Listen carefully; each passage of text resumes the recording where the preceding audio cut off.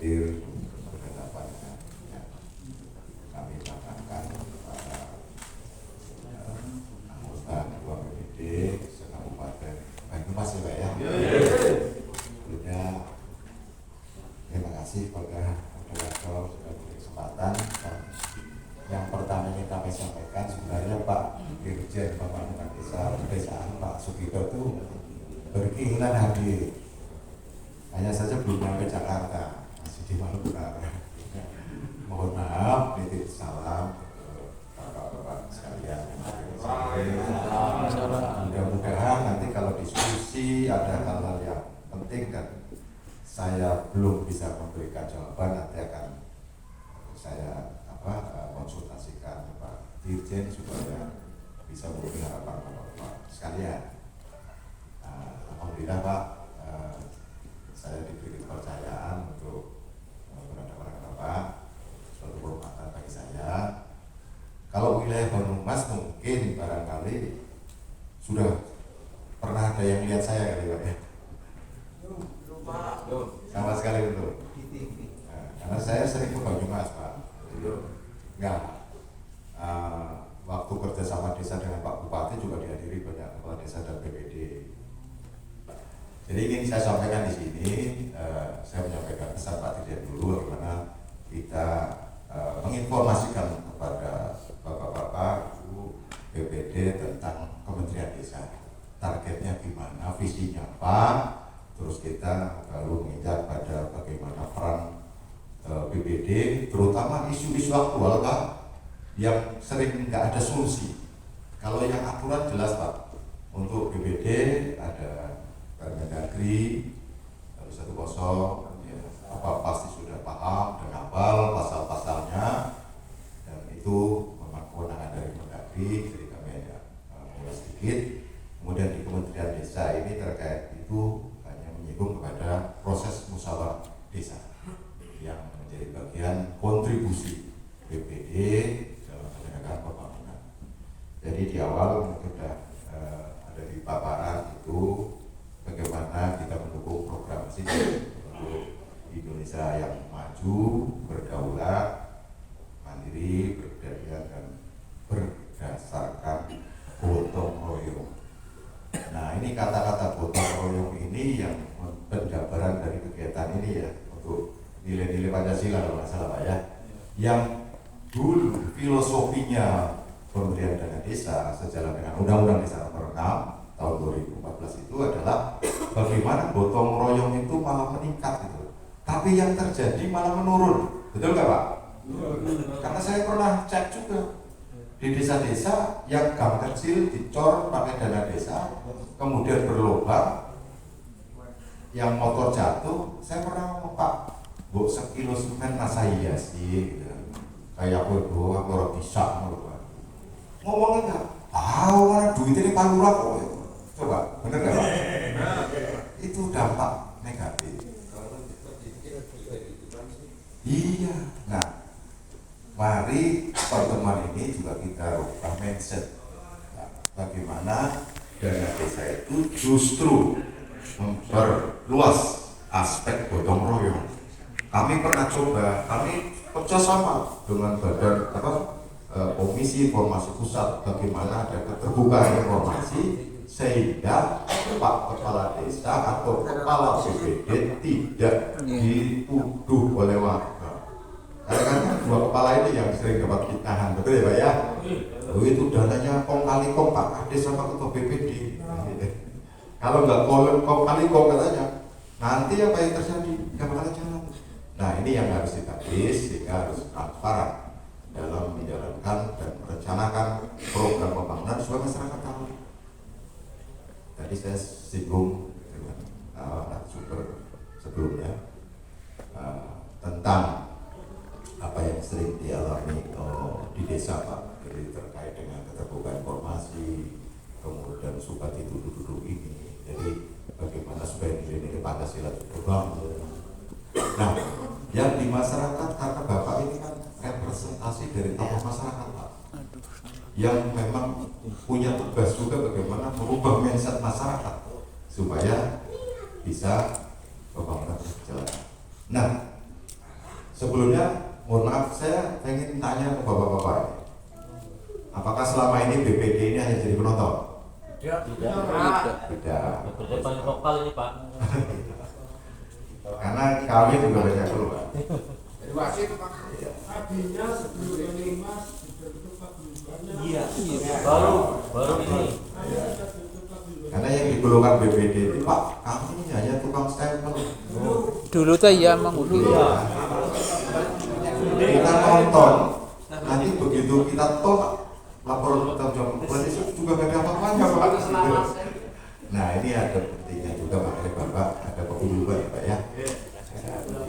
Ya luar biasa, ini salah satu strategi untuk bagaimana BPD berjalan fungsional sesuai dengan regulasi yang ada. Karena kalau secara regulasi itu sebenarnya adalah apa? Mengatur tugas fungsinya, mekanismenya sehingga pembangunan itu jadi selaras di desa dan intinya dengan undang-undang desa ini kan ada partisipasi aktif dari masyarakat ya. Jadi yang dulu jadi hanya objek sekarang menjadi subjek yang melaksanakan pembangunan dan yang menikmati pembangunan. Itu kira-kira Pak, kalau kita tadi singgung untuk misi dan kementerian juga mendukung misi presiden.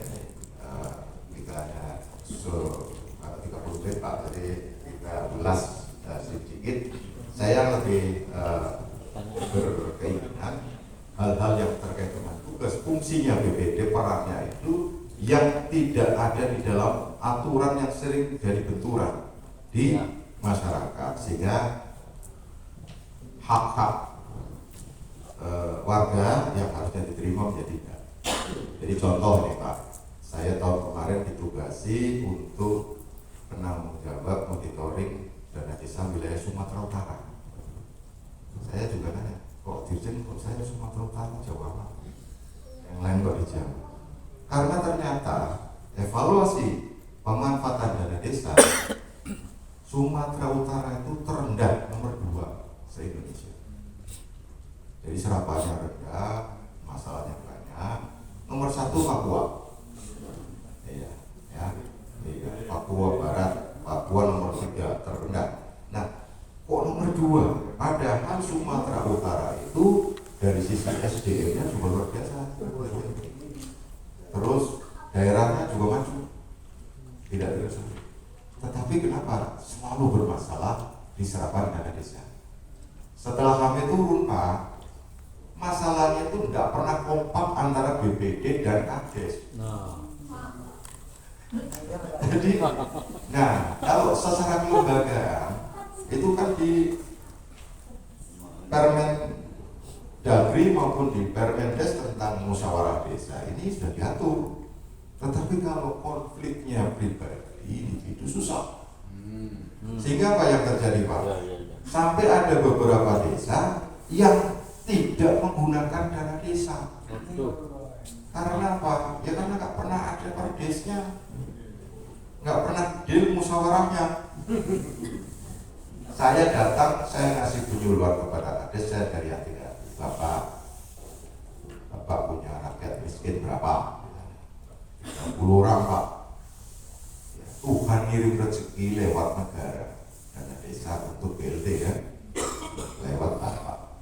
Nah sekarang gara-gara ulah Bapak, terus rezeki mereka jadi terangkat tanpa miskin. Mungkin kalau meninggal, apa Bapak nggak tahu desanya itu sakit, nggak bisa berobat, walaupun uang kecil ya. Saya sentuh gitu Pak.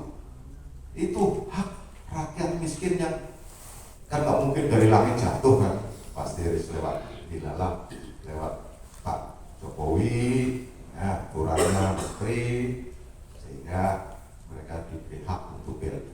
Nggak dapat, terus duitnya kembali ke negara. Di tempat Bapak aja kalau sekarang saya tanya, Pak duit di desa kurang nggak? Kurang. Lalu sudah dikasih kok dibalikin.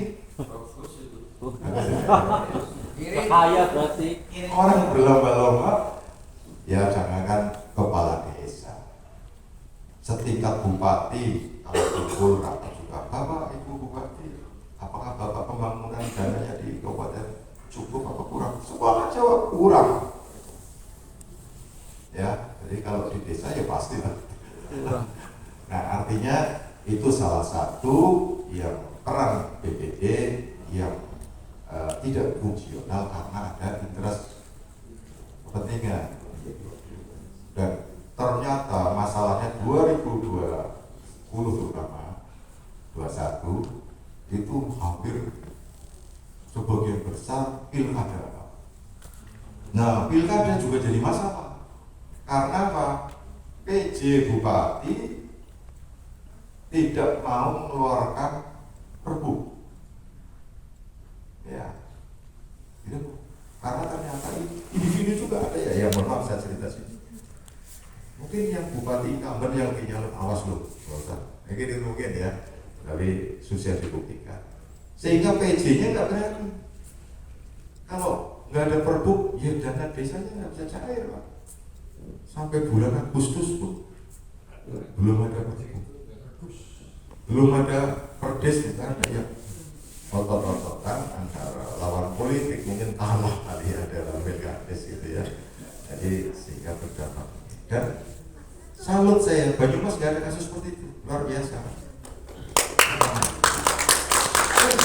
Dan satu-satunya kabupaten dari 434 kabupaten kalau nggak salah ya, yang ada dana desa itu baru Kabupaten Banyumas yang menjalankan acara seperti ini di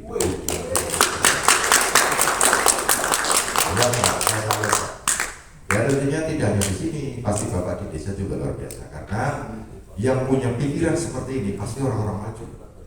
Dan sebenarnya tidak ada desa di Banyumas yang tertinggal, yang ada karena belum mau untuk mengelola sumber daya potensi ada secara optimal. Tapi dengan ada pertemuan ini, saya bapak-bapak perwakilan visioner pasti sudah menjadikan hal itu, sehingga Banyumas memang harapan sampai dia aja bikin rumahnya di sana ya. Termasuk saya pengen Pak sama Pak. Enak Pak. Bisa saya Pak. Air ini sejuk. Betul ya? Iya, di desanya Pak Ketum. Jalan izin. Ya, seperti di Jakarta. Itu luar biasa. Itu kan nggak mungkin kalau bukan partisipasi Bapak juga sekalian. Bagaimana memilih pemimpin dan sebagainya. Itu Pak. Kemudian ini terkait dengan arah kebijakan Kementerian Desa Pak. Jadi kita juga punya RPJM target Pak.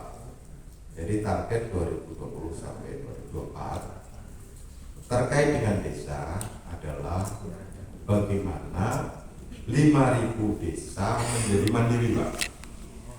Ya, tambahan 5.000 desa menjadi desa mandiri. Kemudian 10.000 itu ya dari desa-desa tertinggal, sangat tertinggal menjadi desa berkembang.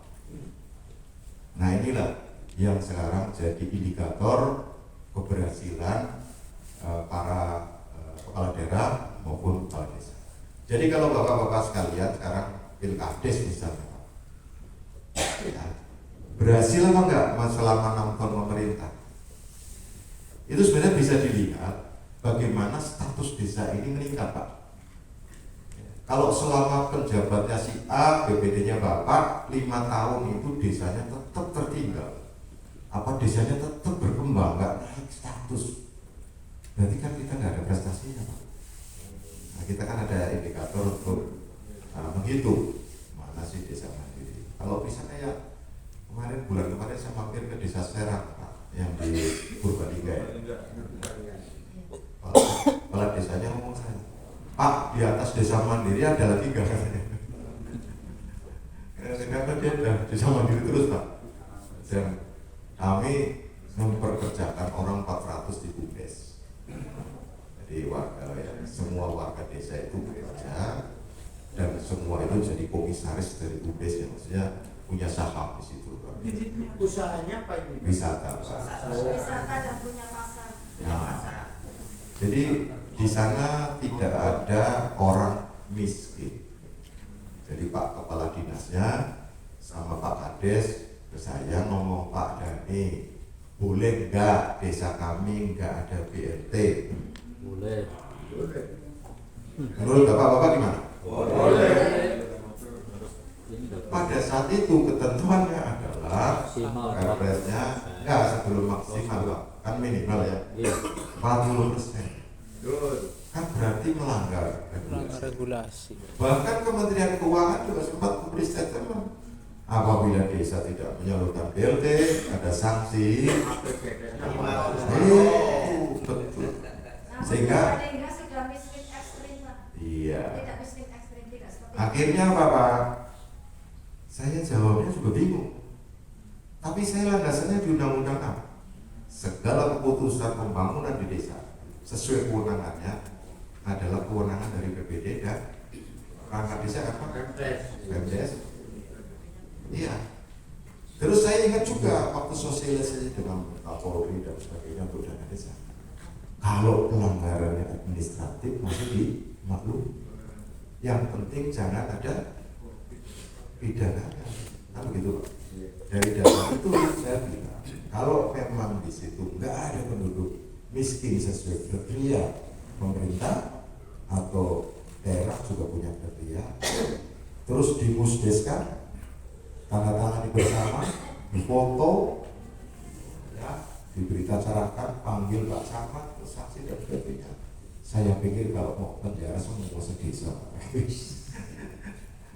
Akhirnya, karena kami nggak ada Pak. Semua orang yang nggak punya penghasilan maupun yang ini saya libatkan di Polres dan semua punya penghasilan. Itu Pak. Jadi ya itu tetangga Bapak ya. Nah, ini salah satu contoh yang pernah saya hubungi. Jadi tadi terkait dengan arah kebijakan Pak, urut-urutannya itu sudah bisa dibaca, tapi yang penting tadi target RPJM-nya. Jadi Bapak juga di Kades masing-masing kan nanti tahu Pak, desa saya ini berkembang, tertinggal, mau maju, mau mandiri kan itu Pak. Kalau berkembang berarti harus punya target mandiri. Kalau yang sangat tertinggal, ya minimal tertinggal atau nggak loncat, karena banyak desa yang loncat juga tertinggal jadi maju Pak.